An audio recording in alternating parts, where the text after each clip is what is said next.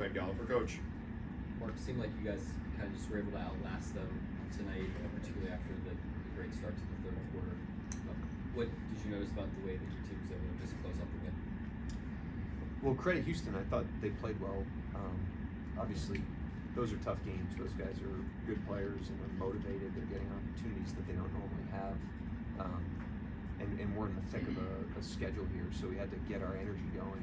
And I thought we did that at halftime. The starting group gave us a great 8-minute run there of offense and defense to give us a cushion that we were able to sustain the rest of the game. So, credit them. It wasn't like our best energy game of the season, but they turned it on in that part. And with Shai's night, he spoke pretty significantly about just the investment that he was making at the beginning of the season, their three-point shot. Are we seeing, as the years gone on, just continued dividends of that, not just with the shots he's making from behind the arc, but what it's opening up for the rest of his offense too? Yeah, and I think, if you look at his growth year over year, three-point shooting is definitely there. I think the blend of shooting and attacking and passing early is definitely there. I just think he's got an unbelievable pace to him right now. He's finding his stuff. He's attacking and really hitting the gas on some plays. And then there's other plays where he's just letting the defense tell him what to do and moving it to his teammates. And it's allowing for the rest of the team to play really well at the same time as him. So he deserves a lot of credit. And I think, there's ups and downs in a regular season, but if you look where he was a year ago, it's amazing how much improvement he's made despite being, an elite player and MVP candidate a year ago. He scored 137 points, so you figured it out. People throwing zones at you. Them going zone, man, kind of early on. I think you got 4 turnovers the first time out. Yeah. How'd you get it figured out? What you changed against? Yeah, I mean, since All-Star break, we've seen very little base defense. It's crazy to think about, but we've played 7 games, and Atlanta threw some base stuff at us. San Antonio, that was mostly base in that game, but the rest of the games has been a combination of zone and double teaming and blitzing, and it's good for us because we're going to have to be able to pivot to different solutions. We're working some different things tonight, with our lineups and with our attacks. Like, we've got some stuff that we are pretty confident in. We were developing some other stuff in the game, so if it was a little bit rough at times, that's probably on me, but it's good for us to have to confront all these different menu items because we're going to need it all at different points. You had a lot of long shot with Mason and Russo. It seemed like Kendrick really kind of gave you a boost in the second quarter, kind of get things going for you. All right. Yeah, I mean, we're on the second night of a back-to-back, 2 different cities. It's our 7th game since All-Star break in, I think, 13 days in 6 different cities. And Cameron Williams is like the kind of guy you want in those situations. Like, there's a grit to him and a professionalism to him where, we need this from him. When our energy's down, he's an energy giver, and he's got a contagiousness to him. And I thought he brought that, especially, in the first half tonight, really throughout his minutes, but in the first half, especially when we were kind of like in mud to start the game. Mark, last year one of the major topics of discussion was rebounding. You guys were bottom 5 in rebound percentage and rebounds per game. This year, you guys are knocking on the door of being the top 20 team. I know you guys have been crashing more, but between the personnel and strategy, what do you think are the biggest, contributing factors you guys are improving this year?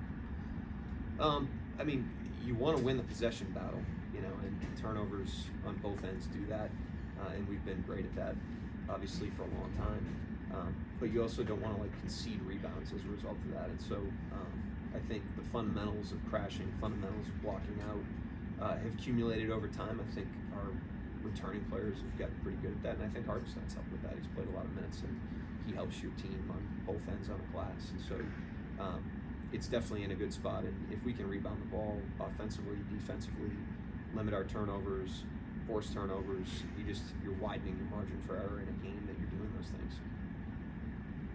Anybody else? Go ahead, Riley. Mark, how much, if at all, does the identity of your team have to bend to certain lineups, like the double big stuff or small ball or single big?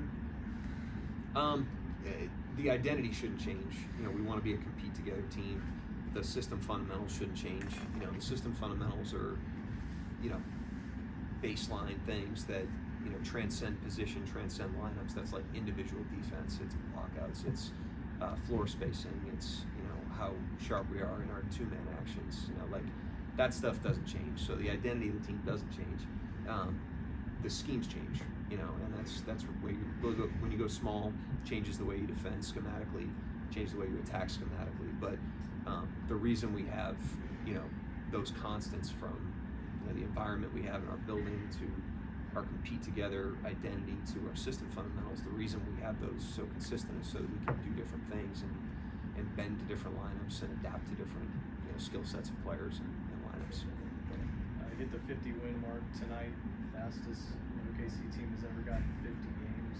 Can you talk about your perspective, what this team, the level that they're at, that they can get there? No other West team has even gotten 40 wins yet. Just where this team is at and compared to last year. Yeah, we're not comparing to other teams, and we're not comparing to last year. But I just told the team, I didn't think we played our best game, and we need to be present with every challenge, and we need to take advantage of every opportunity that's in front of us. But it is also a testament that we can be a little bit unsatisfied on a night where we win our 50th game. We can never take that for granted. It's hard to win 50 games in the NBA in a season. We obviously have a lot more we want to accomplish, but we also, there's people that have been in the room that, we're winning 22 games or 24 games or, scratching and clawing to get to 40.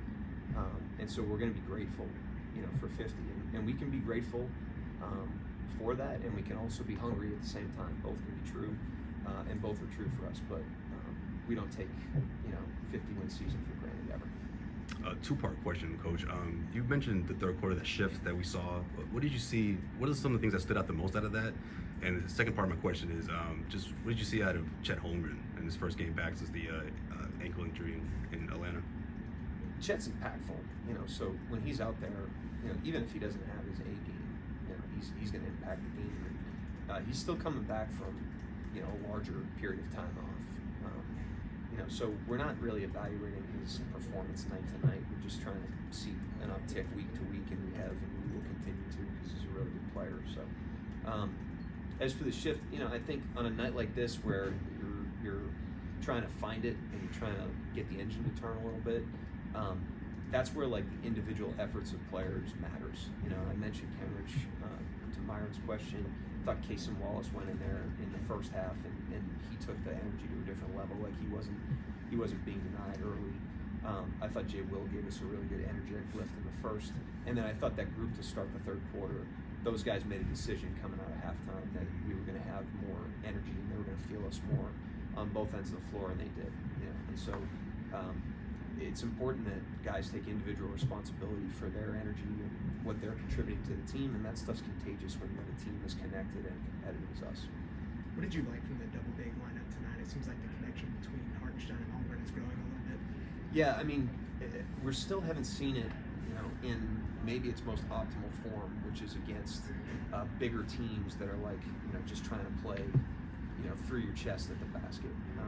We've rolled it out every night because we need to learn about it, but it's mostly been on nights like tonight where it's perimeter-oriented teams. Those guys are in more closeouts. I think we're learning the limits of it to a degree. I also think we're learning where we can improve to a degree, and we've improved. It's a lot smoother probably than I would have expected, only 10 games in or whatever. So we're going to continue to work through it. It's also not going to be a distraction. We got other stuff to work on, and we have other lineups to run, but those guys have done a great job. They work collaboratively. They're very communicative, and that's why it's improving the way it is. Anybody else? Coach? Yep, thanks.